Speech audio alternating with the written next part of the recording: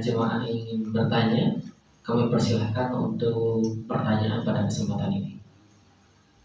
Bapak, silakan. Mohon izin Bapak menyampaikan ini.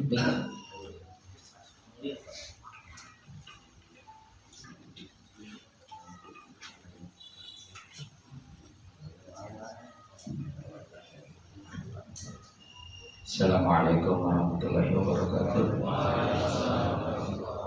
Rebutan kasih Tuhan, guru abdi pakai itu mudah-mudahan hadirin dipasnya kejujuran, dipasang keberkahan, yang istiqomah di ibadah. Sekarang yang kedua, selamat kebacaman.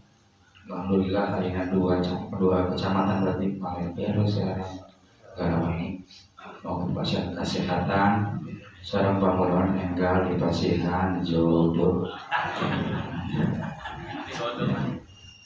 Yang kategorinya kesepuhan sudah Pak Kupun ini alhamdulillah pengerja pakai Mansur sebagai injek mudah-mudahan aja di pasihan kesehatan panjang Yosua karena kesepuhan kuningan terus salina terus daya terus ada hari kita lengkap para sadayana kita sadayana mau dibataskeun buka hiji anu tadi wa fusul qalami bahwa pada tempat kiamat rajana menulis yang bukan kasadayana apakah termasuk ayeuna termasuk fusul qalam masalah ayeuna ngede tekenan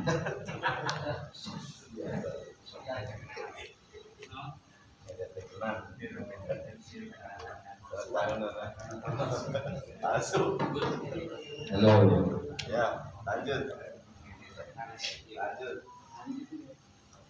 halo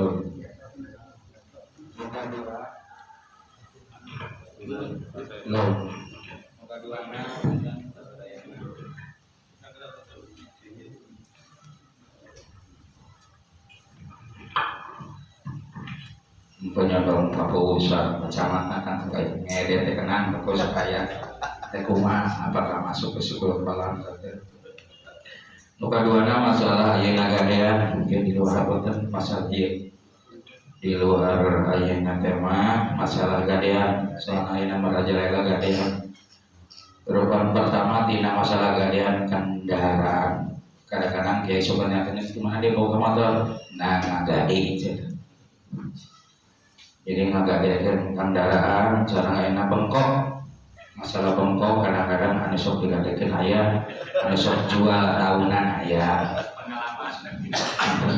soalnya di desa tadi jadi perlu ditanyakan bagaimana hukumna menggadekan barang hukumna kumaha ayeuna upami kios keduanya bagaimana cara menggadekan barang yang secara islami mungkin kita enak ios tapi anu kira-kira ayeuna teh kajiran kudu riba intina kadana kudu kumaha nu katilu pertanyaan ayeuna alhamdulillah terus masuk masalah mulut maulid atau ayeuna dikaitkan ka baginda Rasul Muhammad sallallahu alaihi wasallam nu bade ditanyakeun bagaimana hukumna maulid terus nu kaduana apakah ayeuna mengadakan maulid ada batas-batas tertentu soalnya kadang-kadang model di Sukamulya wonten so aya model Panjat Pinang terus barudak di bulan anu kita itu model ayeuna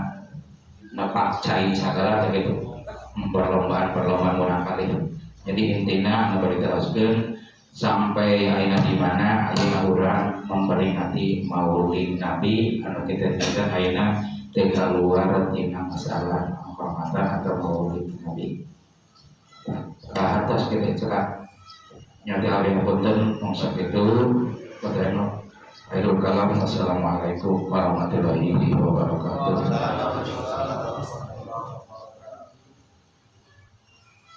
Maka nusatik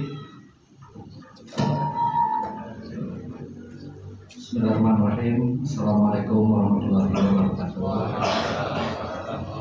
Punten kasadayana ngapangkeun abdi Nah ulama mah sebagai penyelenggara tapi panitia pemilihan kecamatan Lewang. Kami tadi di Payun nanti nyimak saya sama ulasan kaitan sekarang pemilihan di Payun sebagai bukan wilujeng Jepang tahun ke apa camat anu kali obat anu kaitan sekarang pemilu pamistara selisih sekarang abdi ada selisih 8 tahun Pak, tapi untuk kepemiluan mungkin cuma selisih 1 dalam hal mencoblos. Bila dirunut mungkin Pak Camat pertama kali nyoblos itu tahun 92 ya Pak ya, karena tahun 87 bertepatan 17 tahun. Pemilunya bulan September, bulan April, Pak Camat di bulan September. Itu mungkin sekedar ini aja untuk awalan. Intinya yang ingin saya tanyakan Pak, terutama pada narasumber kesepuhan Kang Muhyiddin, kami langsung paman di Wilujanten. Abdi menunjukkan dukungan apa terkait keterangan atau nabi dadilah pemilihan itu mengenaan hukum memilih terlebih pemilu. Alhamdulillah di Payun saya keterangan haram tentunya cenderung karena wajib sunnah kabubah. Tapi mungkin penguatan sebab tadi di PPK selaku bertanggung jawab karena partisipasi masyarakat. Alhamdulillah di tahun 2024 dulu kemarin ada peningkatan 2%, tina 74% ke 75%. Kangge pilkada sendiri tahun 2018 itu partisipasi masyarakat 68%, pemilih naikkan 2%, melalui tanggal walar abdi itu kada naikkan duit 70% Pak. Tina daftar pemilih sementara kecamatan Garawangi serentak 33.052 pemilih pemilih 70% antawis 23.150 pemilih. Menawi maksud karena intinya Pak abdi nunkeun dukunganna kasadaya kasepuhan di dieu ngeunaan kangge upaya ningkatkeun kesadaran masyarakat kangge dongkap ka TPS kaping 27 November dinten Rebo tahun 2024. Atur nuhun nawakosna sareng diantos jawabannya. Bila saya, wassalamualaikum warahmatullahi wabarakatuh. Tes, maka hiji deh di Pangker di Sukabumi.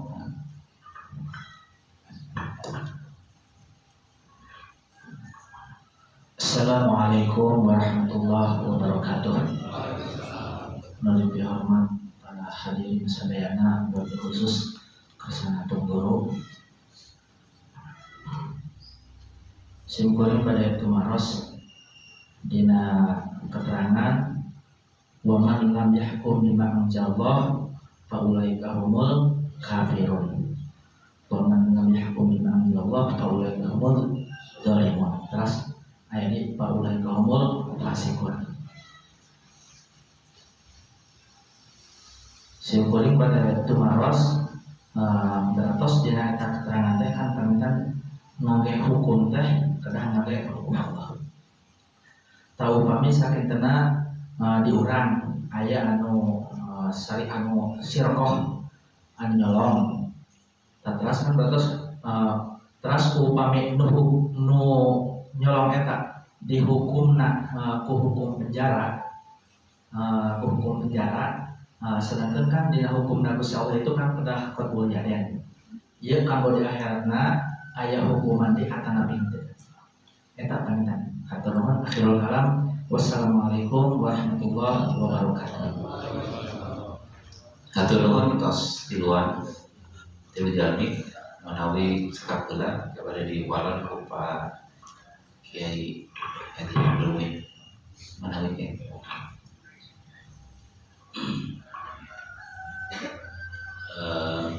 Umidi tadi itu salah ngomong deh dari dibuat kewajaran masalah ya. Perkara pertama tadi kan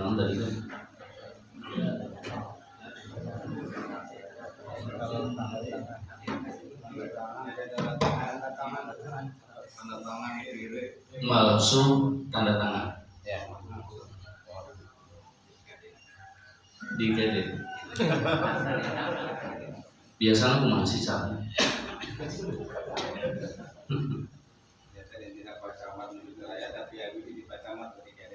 Oh di kredit namanya. Lamun di Jawa namanya di dengkul. Oh ya. Di dengkul.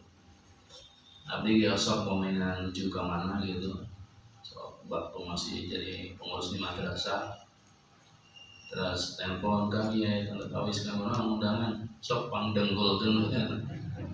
Dan alasan tanda tangan di gampang dia.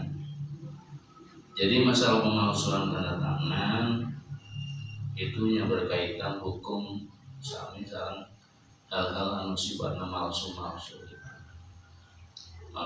yang lain.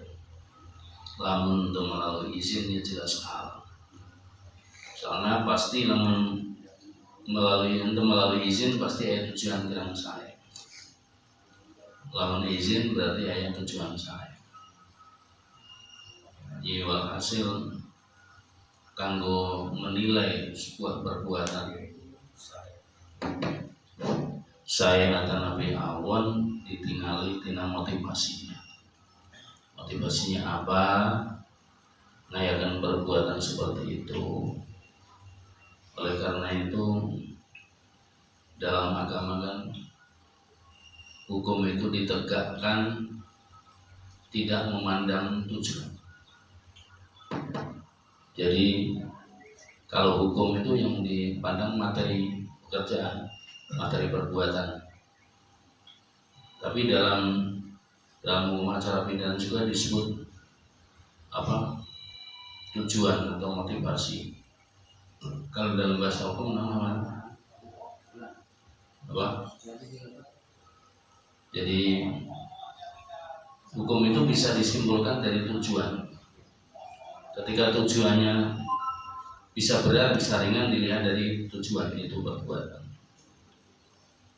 Makanya saya mengatakan ngadengkul tanda tangan dari tangan malsu tanda tangan itu tergantung prosedurnya. Kalau minta izin dan kalau sekelas pejabat penting seperti Pak Camat ya tidak boleh.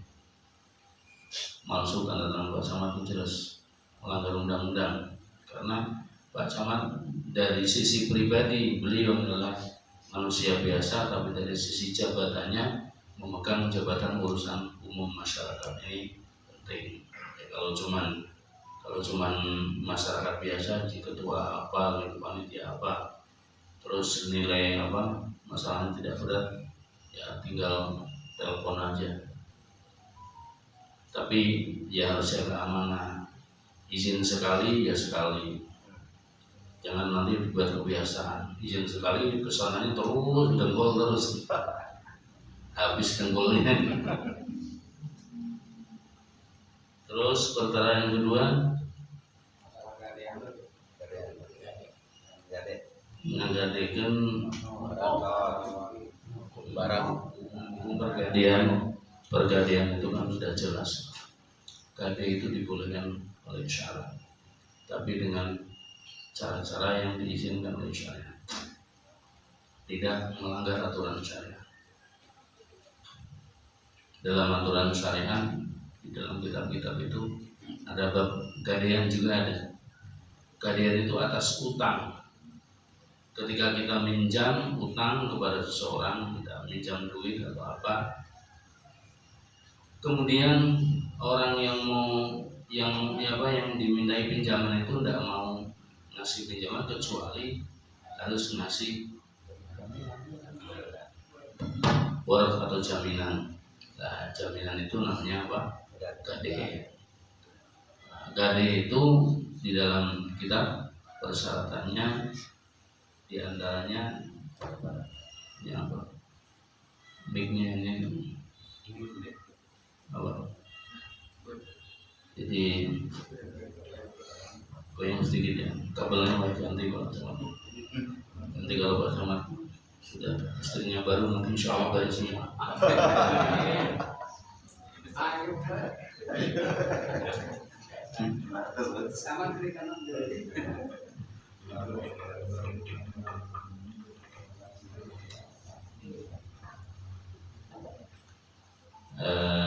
Saya kurang hafal ya syarat-syarat kalian itu. Jadi coba dibuka dalam kitab-kitab fikih ya. Mau yang Fathul Mu'in, mau yang Fathul Qorib atau apa saja ada. Tapi kebanyakan gadian model sekarang itu banyak yang melanggar sistemnya itu. Soalnya seperti sekarang itu kan gadian itu justru untuk sarana menyewa motor yang gratis. Seperti gade motor, setelah digade motornya dipakai. Ini kan menurut aturan dalam fikih barang gadean itu tidak boleh dipakai. Tapi kalau memang ada izin sih boleh-boleh juga, tapi mengandung unsur kepaksa. Seperti ada orang ngagadekan motor, butuh uang memang.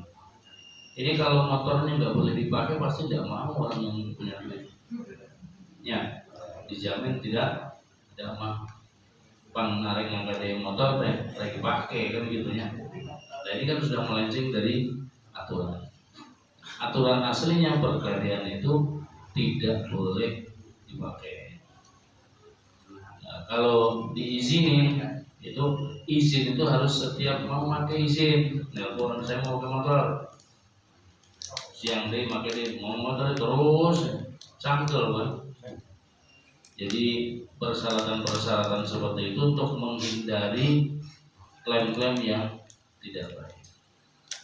Terus pertanyaan berikutnya nonton itu.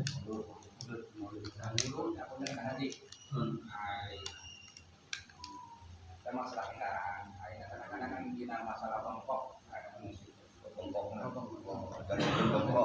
Oh, ngadain bengkok.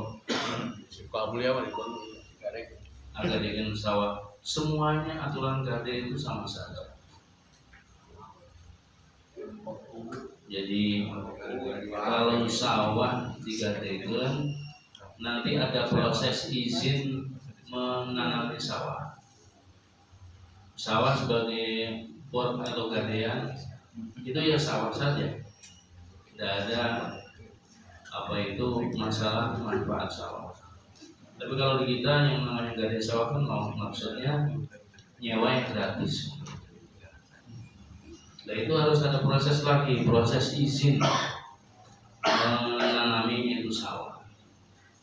Setelah proses gadean selesai, saya minjam uang sekian ratus juta, sekian puluh juta, dan saya menggadekan sawah saya 100 bata. Ya saya terima mudah, sawah diamkan saja, duit dipakai.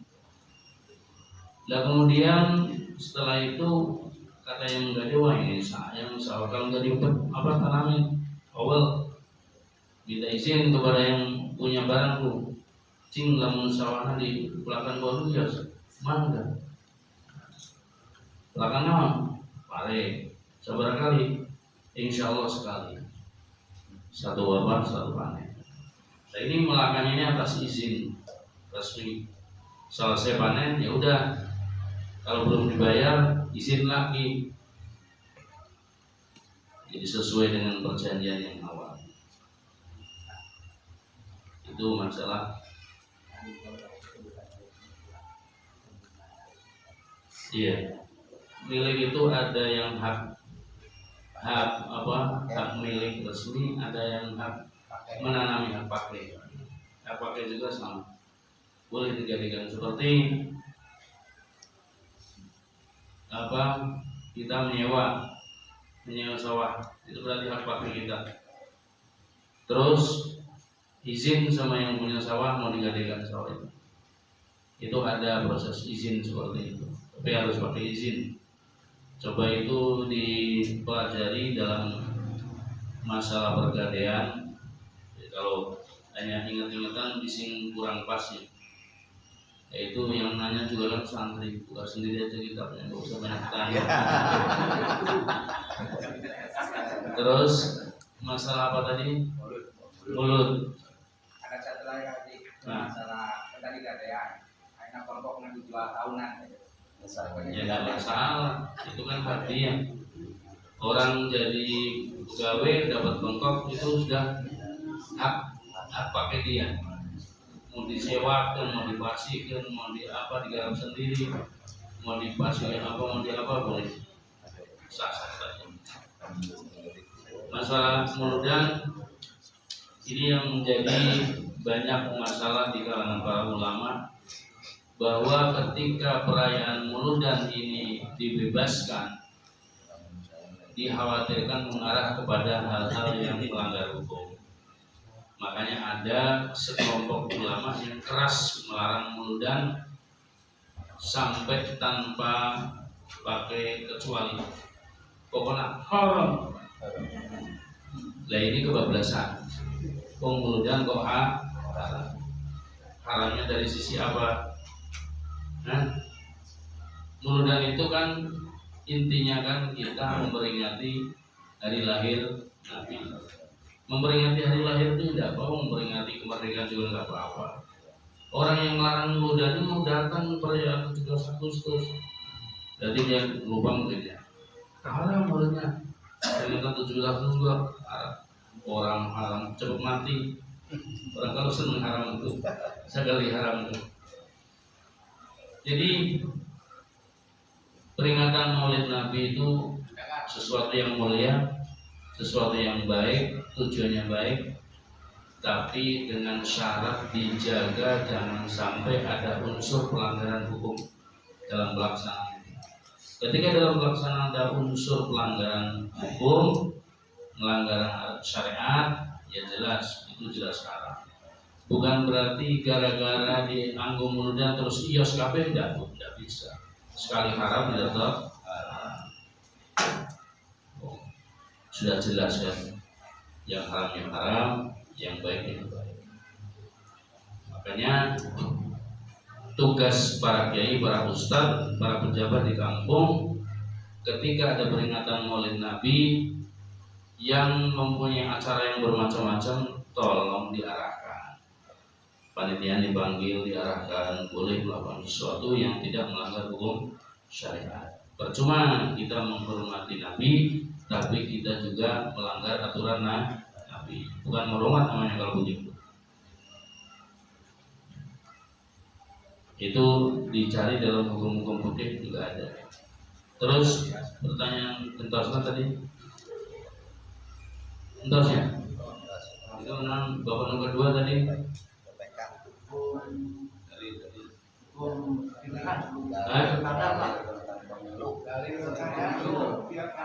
Pilkada.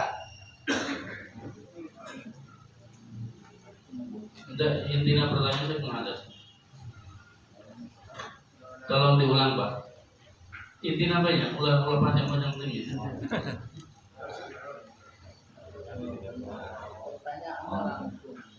Apun ketentuan dalam dalil mengenai kepemilihan kepala daerah Pak, untuk sebagai penguatan kepada masyarakat. Maksudnya hukum pemilihan umum gitu. Ya. Hukum memilih pemimpin itu wajib. Karena kalau masyarakat tidak ada pemimpin, ini kehidupan akan hancur. Jadi wajib hukumnya bagi semua masyarakat ikut menentukan pemilihan umum, memilih pemimpin supaya negara ini menjadi stabil. Yang ngurus negara ini kan para pemimpin, itu kita pilih. Dan itu wajib, dan wajib memilih orang yang bisa dipercaya. Itu apa berikutnya. Jadi kalau Kalau negara yang dibiarkan tanpa pemimpin, maka kehancuran yang bakal melanda. Cekap Pak. Terus pertanyaan kedua tadi saya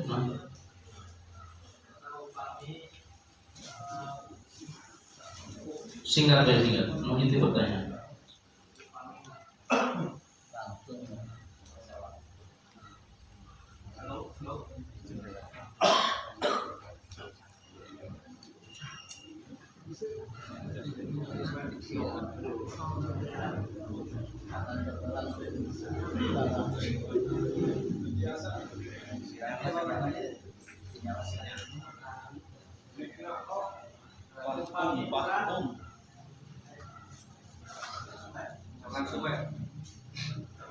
Kurang ngangge bumbu, itu ngangge bumbu agama. Itu di akhiratna apakah sih kadang ayat Islam yang Lamun nganggo hukum selain hukum Allah, ya jelas itu apa? Mengandung risiko nanti di akhirat. Nah, terus gimana hukum di Indonesia? Itu hukum di Indonesia itu adalah aturan yang diterapkan oleh pemerintah sah di Indonesia, dan itu juga wajib diikuti. Aturan pemerintah itu wajib diikuti, tidak boleh dilanggar. Kalau ayat yang dibaca wa malam yahkum bima anzalallah fa ulaika humul kafirun, ada lagi wa malam yahkum bima anzalallah fa ulaika humul zalimun, wa malam yahkum bima anzalallah fa ulaika humul fasiqun. Itu ceritanya panjang. Ceritanya pada zaman Rasulullah Shallallahu Alaihi Wasallam ada orang Yahudi melakukan kejahatan. Kemudian orang Yahudi itu digebukin, dicilip. Terus sedang ramai-ramai begitu lewat ketemu Rasulullah Shallallahu Alaihi Wasallam. Karena itu orang Yahudi berarti agama beda. Nabi bertanya, apakah khatna zina itu? Oke, ditanya, ini kenapa dipukulin? Ini orang ini zina. Nabi tahu itu orang Yahudi, ditanya apakah memang aturan di Yahudi itu seperti itu? Mereka jawab iya. Maka kemudian Nabi memanggil seorang ulamanya Yahudi, dipanggil dan ditanya bagaimana aturan di dalam kitab Taurat yang pernah diturunkan kepada Nabi Musa. Apakah seperti itu hadna zina? Ulama yang bilang tidak. Andaikan aku tidak kamu panggil untuk menjelaskan hal yang sebenarnya, maka aku tidak akan menjelaskan yang sebenarnya.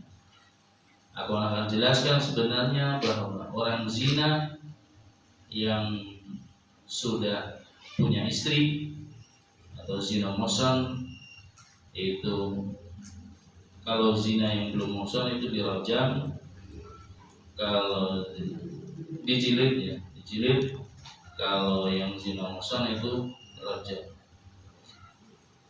Terus kata ulama ini, tapi apa yang terjadi di kalangan kita orang-orang Yahudi ini, biasa ketika yang melanggar itu orang yang terhormat, maka kita kasih hukuman yang ringan. Tapi kalau yang melanggar itu orang yang rendah, maka diterapkan hukum yang berat.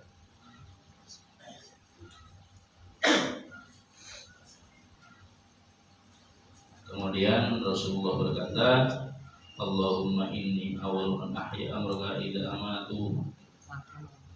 Allahumma ya Allah, aku ini adalah orang yang bertugas menghidupkan perintahmu ketika mereka mematikannya. Maka Rasulullah karena dimintai hukum, maka Rasulullah memerintahkan untuk dirojam. Dirojam itu dilempari batu sampai mati. Akhirnya Allah menurunkan ayat ya Rasul. Terusnya gimana itu? La yahzunka alladziina yusarrifun sampai wa malam yakum itu. Turun wa malam yakum memang jauh oleh kafirun. Dan ini wa malam yakum ini semuanya adalah orang-orang kafir yang tidak menjalankan hukum Allah.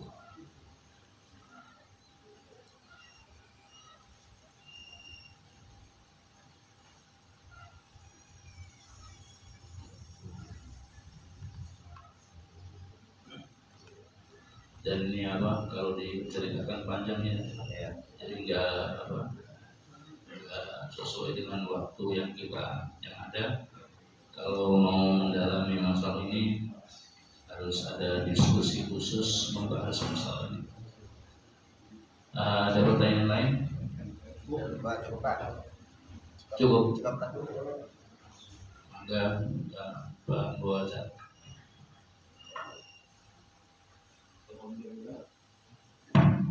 Alhamdulillah acara atau di kawitan tadi tak sarapan lebih tiasa berjalan lancar, mudah-mudahan orang saking barakah sareng gabung manfaat dunia arwah akhirat. Terus acara ditutup kanggo sasi Oktober di Desa Sukamulya. Si Sukamulya ya, duduk kamu. Desa kepala desa tempatnya di Sukamulya. Kanggo Sukamulya, kanggo sasi Oktober. Nuhun kebiduana oke, insyaallah abdi dinten Kamis bade angkat umroh. Barikan selamat, berjalan lancar dasar ibadah umroh diberikan kesehatan. Manawi dilebih kena marhaban.